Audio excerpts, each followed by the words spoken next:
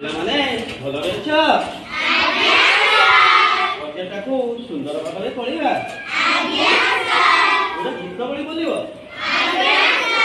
ମୁଁ କହୁଛି ଶୁଣିବ। ବିଦେଶୀ ଶାସନରେ ଅଧୀନ ଥିଲା ଦେଶ,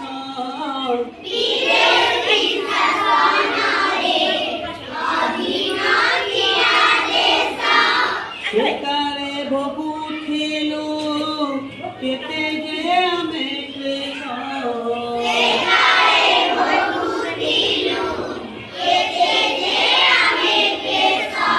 ସ୍ୱାଧୀନ ଆଜି ଆମେ କାହାକୁ ନାହିଁ ଡର।